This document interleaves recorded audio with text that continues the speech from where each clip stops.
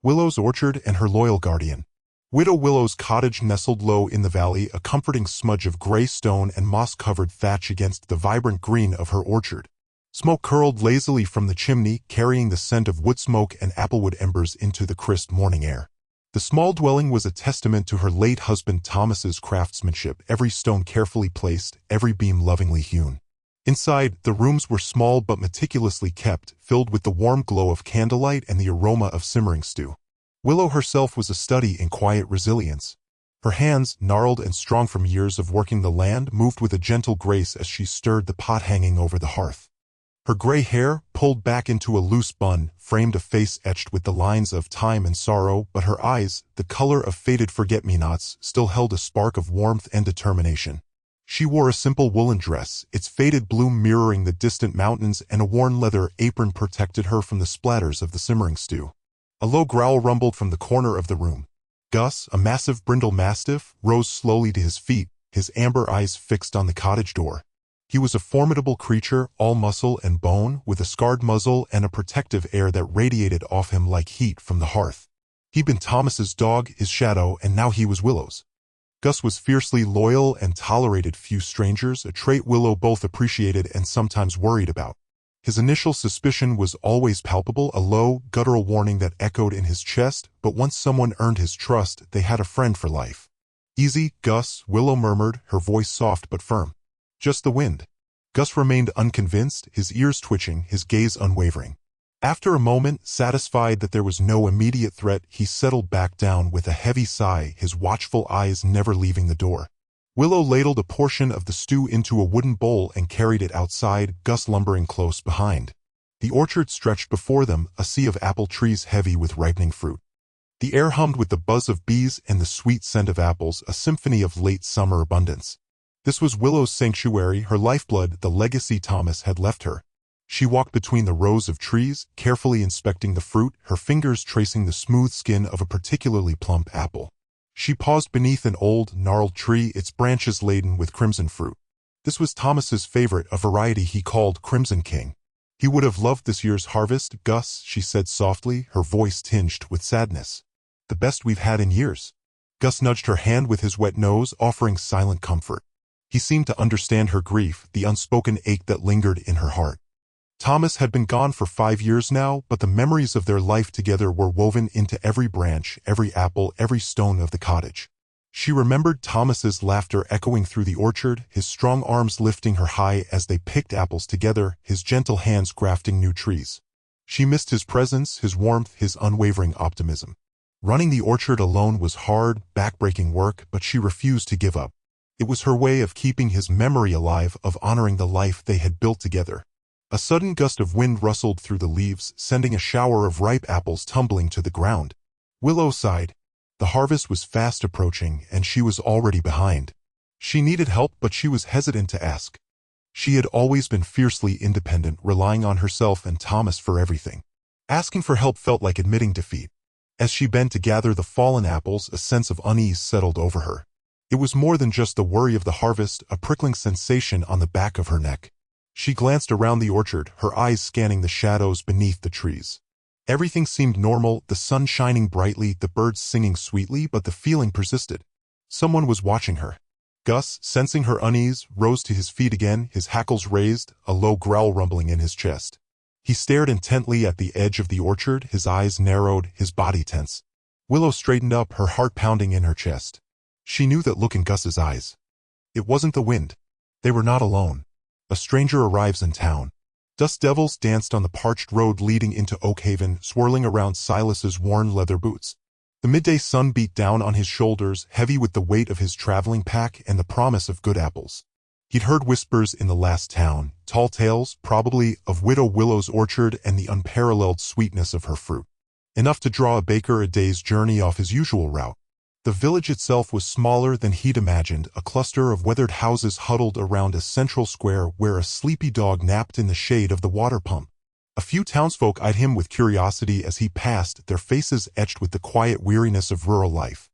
He approached an old woman selling wilting bouquets of wildflowers. "Excuse me, ma'am," Silas said, tipping his hat. "I'm looking for Widow Willow's orchard. I understand it's somewhere nearby." The woman's eyes narrowed, assessing him. Willow's orchard? Why do you ask? Just passing through, Silas replied, offering a disarming smile. Heard tell she grows the finest apples this side of the mountains. I'm a baker, and I'm always on the lookout for exceptional ingredients. The woman's expression softened slightly. Well, you'll find her place at the edge of town, past the old mill. Can't miss it. Just be warned. She keeps a fierce dog. Silas thanked her and continued on his way, the mention of a fierce dog only adding to his anticipation. A good orchard deserved a good guardian. He could appreciate that. He found the mill easily enough, a crumbling stone structure overtaken by ivy. Beyond it, the landscape opened up into a vista of green, rows upon rows of apple trees laden with ripening fruit. The air hung thick with the scent of blossoms and sweet decay. It was even more impressive than the rumor suggested. A rickety wooden gate, secured with a rusty chain, marked the entrance to the orchard. Silas approached cautiously, his hand resting on the latch. Before he could even touch it, a low growl rumbled from within. He peered through the slats of the gate. Standing guard, a massive mastiff blocked his path. Its coat was the color of dried mud, and its wrinkled face was a mask of unwavering vigilance. Drool dripped from its jowls, and its dark eyes burned with a possessive fire. Silas had seen his share of dogs in his travels, but this one was different. This one was all muscle and primal instinct. Easy, boy, Silas said, his voice calm and measured. He slowly raised his hands, palms open, to show he meant no harm. I just want to admire the apples. I'm a baker, not a thief. The dog didn't respond. The growl intensified, vibrating in the air. It took a step forward, its massive paws planting firmly on the ground. The chain on the gate rattled ominously. Silas held his ground for a moment, his gaze locked with the dog's. He could see the raw power coiled within the animal, the unwavering devotion to its task. It was clear that reasoning was not an option. He slowly lowered his hands. All right, he said, taking a step back. I get the message. You're doing a fine job protecting the place. The dog remained motionless, its eyes still fixed on him. Silas took another step back, then another, until he was a safe distance from the gate. Impressive, he muttered to himself, more to the dog than to himself. Strongest guard dog I've ever seen. He knew when he was beaten. He wouldn't risk tangling with that beast. Silas turned and walked back towards the village, the image of the orchard and its formidable guardian etched in his mind. He'd need a new plan if he wanted to get his hands on those apples. Perhaps a less direct approach. He needed to find Widow Willow and learn how to make an entrance through the front door, not through the teeth of her loyal hound. His curiosity was not diminished, he was simply more intrigued. The gift of scraps. The gate groaned open just enough for Silas to wriggle through, a small burlap sack clutched in his hand. It radiated the heavy, rancid aroma of rendered fat and bone. Years spent snaring game in the undergrowth had gifted him with an almost preternatural quiet. He halted near the orchard's edge, his pulse hammering a frantic tattoo against his ribs. Gus was there, a looming presence silhouetted against the long grass. The mastiff stood unmoving, a formidable sculpture hewn from granite, his face a landscape of wrinkles and unwavering vigilance. Silas felt the intensity of that scrutiny even in the fading light. He knelt, setting the sack at his feet with deliberate slowness. Inside, he groped for a generous handful of discarded meat. Fatty skins, resilient tendons, the sorts of trimmings the butcher usually fed his own canines. He arranged the morsels into an enticing mound, a savory offering to the approaching night. Here, fella, he murmured, his voice a hushed caress, the same tone he used to soothe high-strung fillies. That's a good boy. He retreated a step, moving back toward the gate. It's for you. Gus remained a still, dark form, a sentinel guarding Widow Willow's bounteous apple trees. A prickle of unease crawled across Silas's skin. He'd banked on the aroma being sufficient, but this wasn't just any farm dog. This was Willow's protector. He waited, the silence punctuated only by the drone of crickets and a far-off owl's lament. At long last, Gus stirred. A guttural growl resonated deep within his chest, a warning tremor that shivered the air. The massive hound took a hesitant stride forward, head lowered, sniffing with exaggerated caution. Silas held his breath, every muscle coiled tight. He averted his gaze, unwilling to challenge the beast's dominance. Instead, he focused on the rough texture of the apple tree bark, the silvery sheen of dew collecting on the leaves. Gus edged closer, each movement measured and deliberate. He circled the pile, scrutinizing each piece before selecting a thick, fatty rind. He chewed with languid satisfaction, his eyes never straying from Silas. A fragile spark of hope ignited within Silas. He'd made a connection, however small. He abandoned the remaining scraps and slipped back through the gate, securing the latch with care. He dared not look back. In an upstairs window of the cottage, a curtain stirred. Widow Willow, a wraith-like figure shrouded in shadow, watched Silas's retreat. She'd witnessed his arrival, caught the reek of grease carried on the evening air. She'd observed Gus's circumspect approach, his grudging acceptance of the gift. Lines of suspicion were deeply etched into her face, a testament to years of solitude and closely guarded secrets. What game was this interloper playing, this stranger haunting the fringes of her orchard? Why court Gus's favor? Her grip tightened on the time-worn window frame, her knuckles bone white. She harbored no trust in him. Not a shred. No one offered kindness without expecting recompense. It was a lesson seared into her very being by the bitter taste of betrayal. The perfume of ripe apples hung heavy in the air. It was a bountiful year for the orchard, the most prosperous in a decade. But the sweetness was tainted, poisoned by the presence of this man and his unsettling charity. She would watch him intently, unceasingly. With the same fierce loyalty Gus displayed, she would safeguard her apples, her sanctuary, and her long-held secrets. The shadows deepened, engulfing the orchard in inky blackness. The only sound was the steady grinding of Gus's teeth, a disturbing rhythm echoing the silent questions swirling within Widow Willow's mind. The gift of scraps. What price would she be asked to pay? Trust begins to bloom. The steady cadence of Silas's boots crunching on the orchard path no longer triggered Gus's retreat behind the ancient apple tree. Instead, a resonant hum, a deep-seated rumble almost like a cat's contented murmur, stirred within him. He'd grown familiar with that particular rhythm, Silas's footfalls a comforting signal he now eagerly anticipated. Earlier each day, Gus positioned himself at the orchard's edge, senses alert, a picture of canine expectation. From her kitchen window, behind the delicate lace, Widow Willow observed this transformation. The almost imperceptible shift in Gus's posture, the inquisitive tilt of his massive head as if he were discerning a faint tune carried on the wind.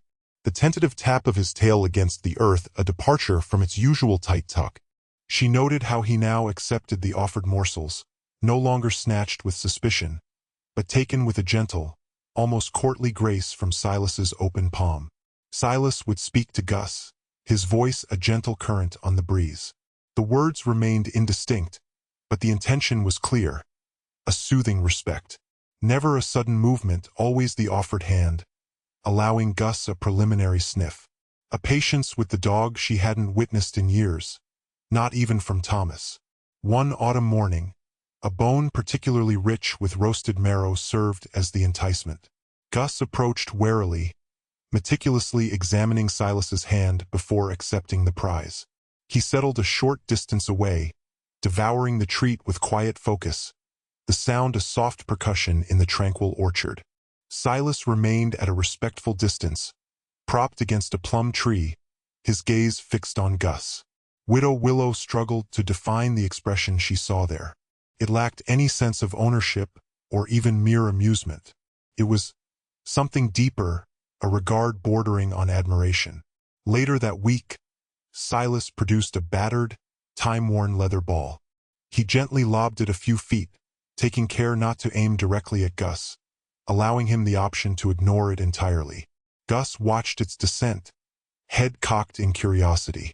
After a moment's hesitation, he ambled over, sniffing the sphere with caution. Then, with a soft bark of invitation, nudged it back towards Silas. Widow Willow's breath hitched in her throat. It had been ages since she had witnessed Gus at play. Not since Thomas had, not since. The game unfolded, a cautious waltz of burgeoning trust. Silas incrementally increased the distance of each throw, and Gus, in turn, would fetch it with increasing enthusiasm, his barks growing more buoyant.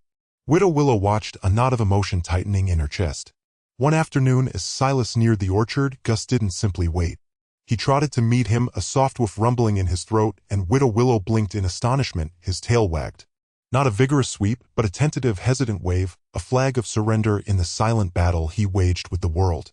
It was a subtle gesture, almost imperceptible, yet profound. A fracture appeared in the glacial shield that had encased Widow Willow's heart for so long. A tender shoot of hope, fragile and new, began to unfurl. Perhaps, just perhaps, this man wasn't intent on claiming everything. Perhaps he offered more than just sustenance and gentle words. Perhaps he was offering companionship. But the thought was immediately shadowed by suspicion. Hope was a precarious bloom, a deceptive vine capable of strangling the very life it promised. A lesson learned through bitter experience. She would remain watchful. Her vigilance wouldn't wane. Yet, for the first time in what felt like an eternity, Widow Willow permitted herself to entertain the possibility that she might have misconstrued Silas. The notion settled within her, a minute seed planted in parched earth. The storm. The first gust hit like a rogue wave, bending the apple trees double. Rain, thick and cold, lashed against the windows of the small cottage. Widow Willow watched from the doorway, her gray hair whipping around her face. The orchard, her life's work, was being assaulted. She pulled her shawl tighter and ventured out, the wind immediately stealing her breath. A young tree, barely taller than herself, was swaying violently, its support stake snapped clean. "Not you, little one," she muttered, struggling against the gale to reach it. She wrestled the tree upright, trying to shield it with her body as she fumbled for a length of rope she'd stashed nearby. The wind tore the rope from her grasp, sending it spiraling into the tempest. Panic tightened her chest. She needed to secure the tree, and quickly, before the roots gave way. But the storm was relentless, pushing her back, mocking her efforts. Another stake cracked, then another. The orchard was a battlefield, and she was losing. A figure materialized through the driving rain, a dark silhouette against the churning sky. Silas. He moved with a purpose that cut through the chaos, his broad shoulders braced against the wind. Widow Willow hesitated. Suspicion warred with a desperate need for help. "Go back inside," she shouted, the words swallowed by the storm. "It's too dangerous." Silas ignored her. He retrieved the errant rope, his movements swift and efficient despite the conditions. He secured the first tree, then moved to the next, his hands working quickly, expertly. She watched him, her heart a knot of conflicting emotions. He was strong, capable. He knew what he was doing. But why? Why risk himself for her orchard? And then she saw Gus. The hound stood a short distance away, his coat plastered to his lean frame, but his eyes were calm, unwavering. He wasn't barking, wasn't agitated. He was simply watching. Watching Silas. Silas worked his way down the row of vulnerable saplings, each movement a testament to his strength and determination. Willow, emboldened, found another rope and joined him, her movements clumsy compared to his, but fueled by a renewed sense of purpose. They worked in tandem, a silent understanding passing between them amidst the roar of the storm. Gus took a few steps closer, settling near Silas's discarded jacket as if guarding it. He nudged the sleeve with his nose, then let out a soft whine, a sound Willow had never heard from him before. A wave of warmth, surprising and unfamiliar, washed over Willow. Gus was accepting him. Perhaps, just perhaps, she could too. The storm raged for another hour, but the worst of it had passed. The wind gradually subsided, the rain softened to a drizzle. The orchard, battered but not broken, stood defiant against the bruised sky. Silas straightened, his face streaked with mud and rain. He met Willow's gaze, his own eyes unreadable. "Think that'll hold them for now," he said, his voice hoarse. Willow nodded, unable to speak. Gratitude choked her. She looked from Silas to Gus, who was now wagging his tail tentatively. "Thank you," she finally managed, the word barely a whisper. Silas simply nodded, then turned and walked back towards the cottage, Gus trotting obediently at his heels. He paused at the doorway, glancing back at Willow. A ghost of a smile played on his lips. Then he was gone, disappearing inside. Willow stood alone in the orchard, the scent of wet earth and apples filling her lungs. The storm had passed, leaving behind a trail of destruction, but also something else, a flicker of hope, fragile but undeniable. And the unsettling realization that maybe, just maybe, she wasn't as alone as she thought she was. Apple pie and introductions. The wind had mauled Willow's orchard, a savage assault that left fallen fruit scattered like crimson tears and branches dangling like broken limbs. Dawn bled across the sky in shades of mournful violet and ashen gray, a somber reflection of the orchard's distress. Silas stood beside her, concern clouding his features as they took in the devastation. A handful of apples, spared by some miracle, still clung tenaciously to their boughs, shimmering with beads of rainwater. "It could have been worse," Willow offered, the words hollow even to her own ears. Near her prized Gravenstein, a thick branch lay fractured, its leaves already beginning their slow surrender to decay. Silas traced the splintered wood with a gentle hand. "These trees are resilient," he murmured, his voice a low, comforting balm. "They'll mend. It'll demand effort, but they'll yield again." Willow summoned a wan smile. "You sound like you know your way around an orchard." He shrugged, a self-deprecating gesture. "I've learned a thing or two about nurturing growth." His gaze lifted to a small gathering of apples, sheltered amidst the remaining foliage. "And I recognize exceptional quality. These are remarkable." The air was thick with the earthy perfume of damp soil and crushed apples, a bittersweet aroma.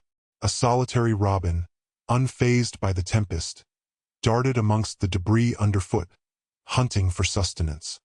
"Come," Willow suggested, turning toward the cottage. "Let's escape this clamminess. I've an apple pie cooling inside." The cottage radiated a welcome warmth, the hearth's lingering embrace a soothing counterpoint to the morning's chill. Willow gestured towards the time-worn wooden table. "Have a seat. It's humble, but it's home." Silas settled into the offered chair, his eyes roaming the confines of the room. Small it was, but impeccably ordered. Glass jars brimming with colorful preserves stood sentinel on the shelves, catching the faint light. A delicate fragrance of cinnamon and spice hung in the stillness. He spotted a meticulously arranged collection of dried blooms pressed within the pages of a book and tucked carefully beneath a crocheted doily on a small stand. Willow cut 2 generous wedges of pie, the crust burnished to a perfect amber, the filling a bubbling tapestry of caramelized fruit. She slid a slice before Silas, accompanied by a steaming cup of tea. He savored a first bite, his eyes closing in momentary bliss. "This," he declared, opening them once more, "is unparalleled." Willow observed him, a spark of nascent hope flickering in her gaze. "It's merely a simple apple pie." Simple, perhaps, but crafted with extraordinary apples. "I've spent years seeking fruit of this caliber." Willow's brow arched in gentle inquiry. "Seeking?" Silas nodded, his expression intent. "I aspire to be a baker. Or I'm striving to be. My dream is to open my own bakery, but its success hinges on procuring the finest ingredients.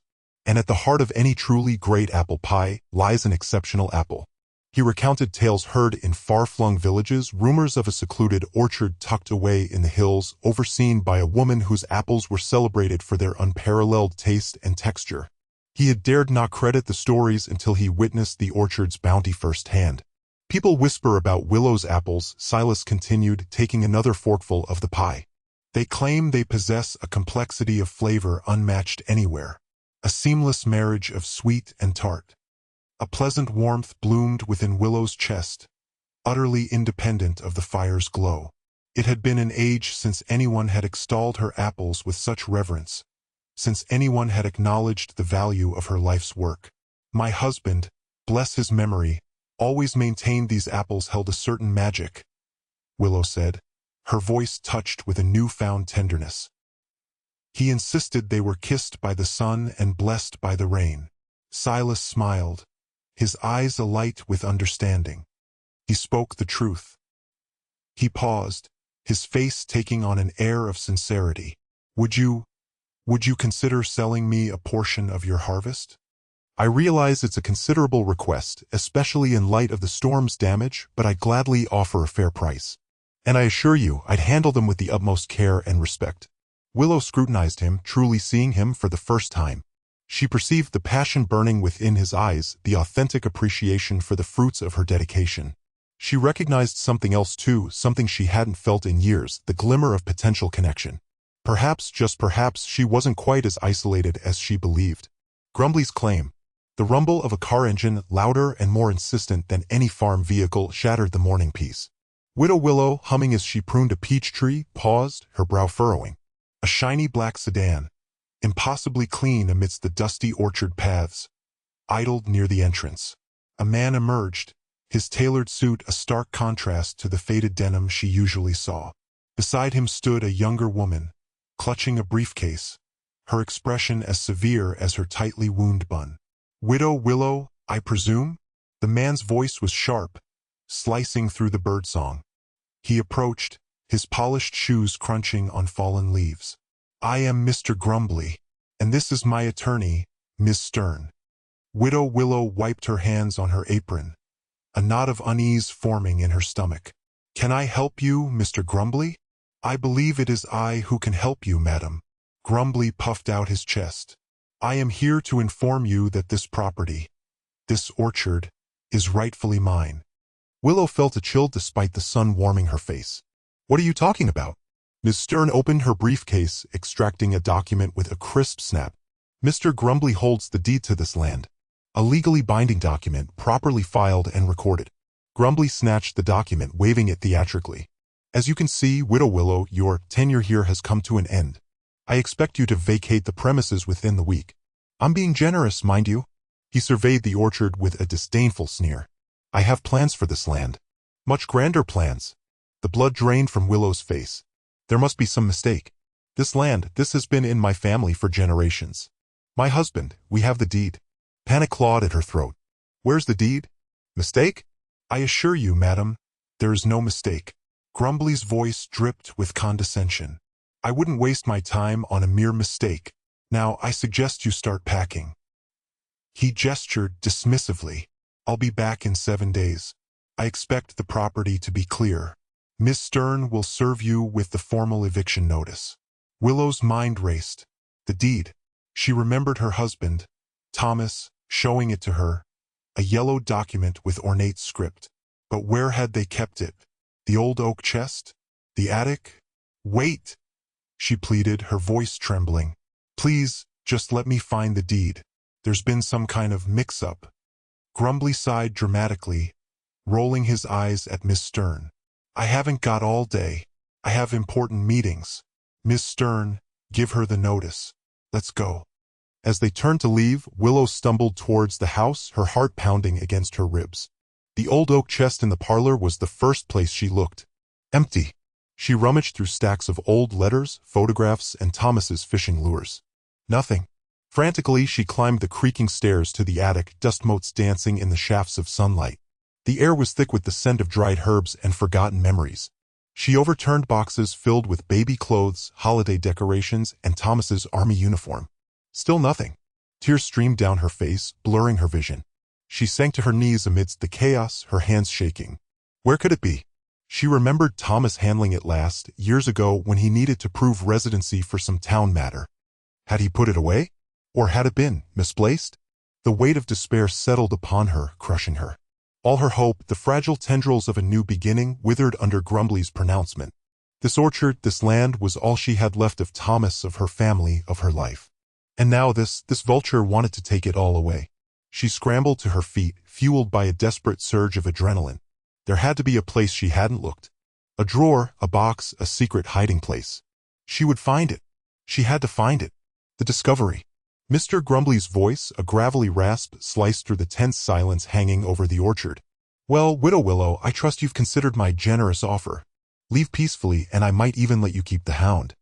He gestured with a thick, bejeweled finger towards Silas, who stood a little apart, his face unreadable beneath the shadow of his hat. Widow Willow stood ramrod straight, despite the tremor in her hands. The wind whipped through the apple trees, carrying the scent of bruised fruit and damp earth. Generous? You call stealing a woman's home generous, Mr. Grumbly? This orchard has been in my family for generations. I won't be bullied out of it. Her voice, though laced with defiance, wavered slightly. Grumbly chuckled, a sound like rocks tumbling down a hillside. Sentimentality won't pay the taxes, Willow. And without proof of ownership.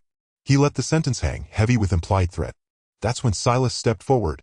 He moved with a quiet determination that seemed to surprise even Widow Willow. Perhaps proof isn't as absent as you believe, Mr. Grumbly. Grumbly scoffed. And where would you have found this phantom proof, boy? Under a rock. Silas ignored the jibe. He held up a hand, and a young boy, one of the village children who often helped in the orchard, scurried forward, carrying a small wooden box.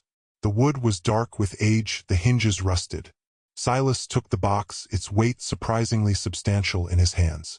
I was helping clear some debris after the storm, he said, his voice steady and clear. Found this tucked away in the old root cellar. Thought it might be important. A flicker of something unease crossed Grumbly's face. He masked it quickly with a sneer. A trinket box, no doubt, full of useless baubles. Widow Willow's breath hitched. She recognized the box. It was her grandmother's, a repository for family treasures. But she hadn't seen it in years, not since her husband had passed and the house had been ransacked. Hope, fragile as a newborn bird, fluttered in her chest. Open it, Silas, she said, her voice barely a whisper. Silas carefully worked the rusted latch. It screeched in protest as he lifted the lid. Inside, nestled on a bed of faded velvet, were several yellowed documents, tied together with a brittle ribbon. The air filled with the musty scent of old paper and forgotten memories. Widow Willow reached for the documents, her fingers trembling. The top sheet was brittle, being faded, but the words were still legible: deed of ownership. Her name, her grandfather's name, the official seal of the county, it was all there. A gasp escaped her lips. She clutched the deed to her chest, the paper crackling softly. Tears welled in her eyes, blurring the words. "It's here," she choked out. "It's really here." Mr. Grumbly's face had gone a shade of purple that matched the plums ripening on the trees. He sputtered, That's impossible. That document is worthless. A forgery, I tell you." Silas stepped closer to Widow Willow, his gaze fixed on Grumbly. "The document appears to be quite genuine, sir. And I believe the county archivist would agree." He paused, letting his words sink in. "Wouldn't you say, Mr. Grumbly?" Grumbly's bluster deflated like a punctured balloon. He stared at the deed, then at Silas, a new understanding dawning in his eyes. The crowd of villagers who had been watching with bated breath began to murmur. Defeated, Grumbly snarled, "This isn't over, Willow. I'll find another way." He turned on his heel and stormed away, his boots crunching on the fallen apples. As Grumbly disappeared down the lane, a collective sigh of relief swept through the orchard. Widow Willow looked at Silas, her eyes shining with gratitude. I don't know how to thank you," she said, her voice thick with emotion. Silas simply smiled, a genuine, heartwarming smile that transformed his face. "You don't have to, Widow Willow. Just promise me you'll keep that box in a safe place." "A sweet future." Mr. Grumbly sputtered like a broken engine, his face a mottled purple under the fading twilight. The deed, clutched in Widow Willow's hand, seemed to radiate a light that burned him. He backed away, tripping over a gnarled root, his protests dissolving into a wordless growl. "You haven't heard the last of this, Willow," he finally managed to choke out, before disappearing into the deepening shadows beyond the orchard fence. His parting words hung in the air, a sour note in the otherwise triumphant symphony of the evening. Widow Willow barely registered his threat. All her attention was focused on the smooth parchment in her hand, the official seal, a promise of security, of home. A home she almost lost. She looked at Silas, his usually impassive face etched with a rare smile, and then at Gus, who, surprisingly, was nudging his head against Silas's leg. The Hound, usually so wary of strangers, seemed to have accepted him as one of their own. "Well, I suppose this calls for a celebration," she said, her voice thick with emotion. "I made an apple pie this morning. Thought I'd treat myself," but she trailed off, looking from Silas to Gus, a warmth spreading through her that had nothing to do with the embers dying in the hearth. The kitchen was cozy, filled with the comforting aroma of cinnamon and baked apples. Widow Willow sliced the pie with a practiced hand, the crust flaking perfectly. She served a generous piece to Silas, and then, after a moment's hesitation, cut a smaller sliver for Gus, placing it on a chipped saucer. The Hound devoured it in 2 bites, then looked up at her, his tail thumping against the floor. As they ate, the silence was comfortable, punctuated only by the clinking of forks and the satisfied sighs. It was the first time Widow Willow could remember feeling truly at peace in years. The weight on her shoulders, the constant worry about losing everything, had lifted. "This pie is remarkable, Widow Willow," Silas said, his eyes crinkling at the corners. "You truly have a gift." She blushed, pleased by the compliment. "It's just apples and a bit of spice," she demurred. "The real gift is this orchard. And now it's safe." Silas nodded, his gaze sweeping over the room, taking in the worn furniture, the hand-stitched curtains, the photographs on the mantelpiece, fragments of a life lived and loved. "What are your plans for the future, now that Grumbly is dealt with?" he asked. Widow Willow leaned back in her chair, considering. "I want to bring the orchard back to its full glory," she said, her voice filled with determination.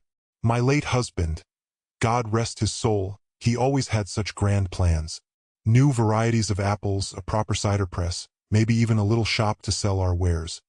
She paused, her eyes sparkling with renewed hope. "But I never had the knowledge, the strength to do it alone." She looked at Silas. "You know so much about grafting, about soil health.